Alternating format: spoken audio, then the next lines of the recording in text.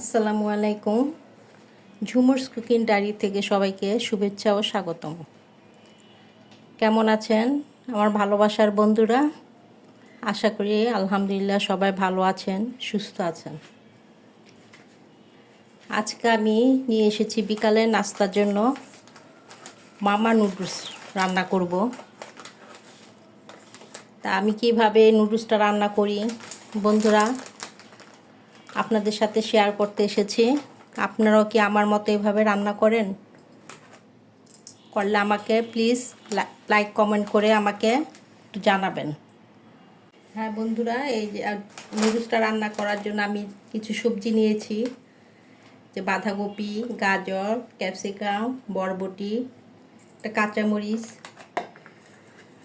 পেঁয়াজ নিয়েছি, 2টা ডিম এবং সস, সয়া সস, কালো গোলমরিচের ফাঁকি। তো এখন আমি প্যানে পানি বসিয়ে চুলাটা অন করে দিব। চুলাটা আমি অন করে দিলাম পানি বসিয়ে, এবং এই পানিটাতে দিয়ে দিব একটু সাদা তেল, দিয়ে দিব অল্প একটু লবণ।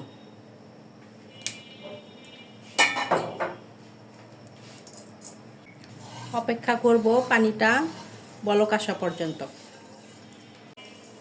তো যাই হোক, আমার পানিটা এখন বলক এসে গেছে। এখন এই পানিতে আমি এক এক করে নুডলসের প্যাকেটগুলি ঢেলে দিব।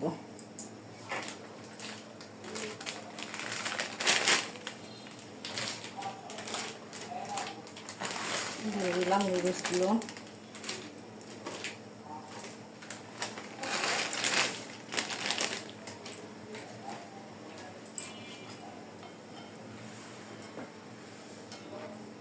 নুডলসটা একটু সিদ্ধ হবে, হাফ সিদ্ধ, এতক্ষণ আমরা অপেক্ষা করব। প্রায় 5 থেকে 6 মিনিট হয়ে গেছে, নুডলসটা আমার প্রায় সিদ্ধ হয়ে এসেছে। এখন আমি নুডলসটা ঝরা দিয়ে রাখবো। পেঁয়াজটা প্রায় নরম হয়ে আসছে, এখন এর মধ্যে একটু দিয়ে দিব সয়া সস।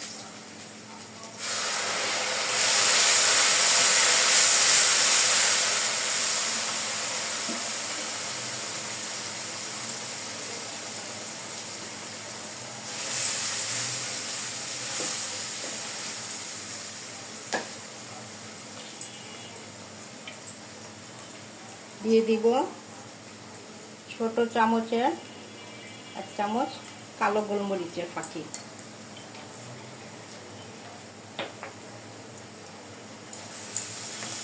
পেঁয়াজটা একটু নাড়াচাড়া দিয়ে আমি এক এক করে সবজিগুলি সব ঢেলে দিব।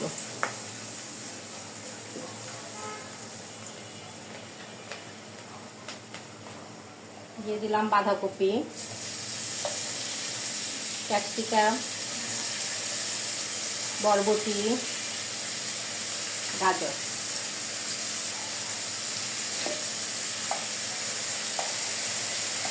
সবগুলো সবজি আমি দিয়ে দিলাম।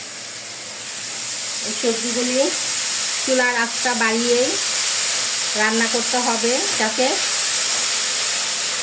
পানি না উঠে যায়, তাহলে সবজিগুলি লালচে ধরনের হয়ে যাবে।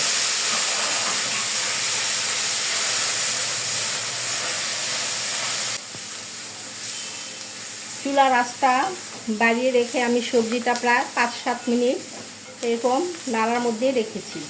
আমার সবজিটা হয়ে আসছে। দেখেন আমার সবজিটা কীরকম এখনও সবুজ আছে। এখন সবজিটা সাইডে রেখে আমি দিয়ে দিব ডিমটা।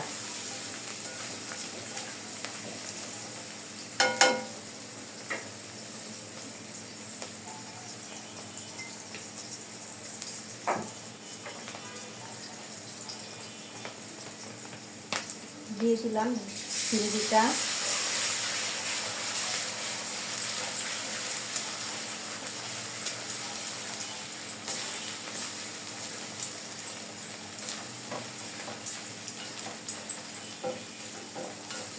ডিম দিটা আমার প্রায় হয়ে গেছে। এখন এই সবজিটার সাথে আমি মিক্সড করে দেব।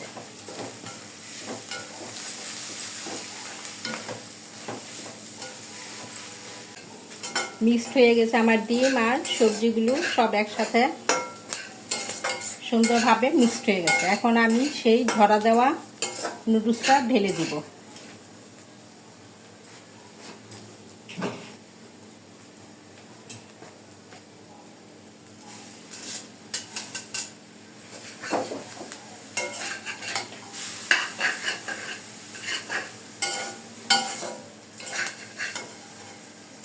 নুডলসের সাথে সব একসাথে মিক্সড করে দিচ্ছি। আপনারাও কি বন্ধুরা এইভাবে আমার মতোই নুডলস রান্না করে থাকেন বাড়িতে? তাহলে আমাকে কমেন্ট করে জানাবেন।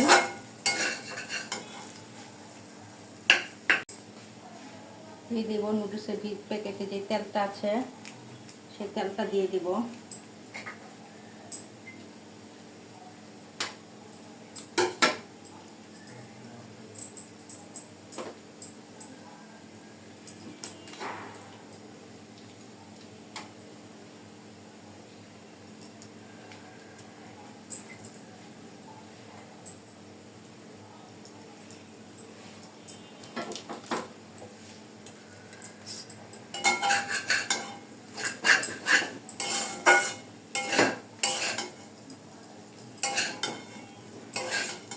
দিয়ে দিলাম নুডলসের তেলটা। এখন মশলাটা দিয়ে দিলে হয়ে যাবে আমার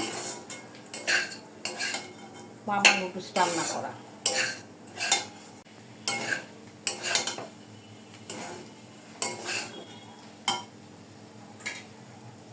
দিয়ে দিব কাঁচামরিচ। আমি এখানে একটা কাঁচামরিচ দিয়েছি, আপনারা আপনাদের ঝাল অনুযায়ী কাঁচামরিচ দিবেন।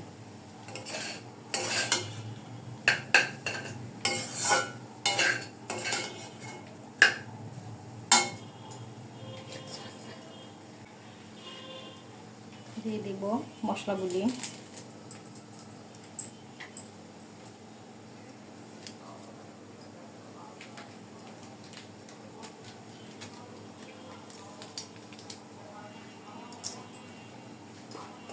তো এই তো বন্ধুরা হয়ে গেল আমার নুডলস রান্না করা। ঝুমুস কুকিং ডায়েরি থেকে সবসময় চেষ্টা করি আপনাদের জন্য সহজে কোনো রেসিপি দেখানোর জন্য।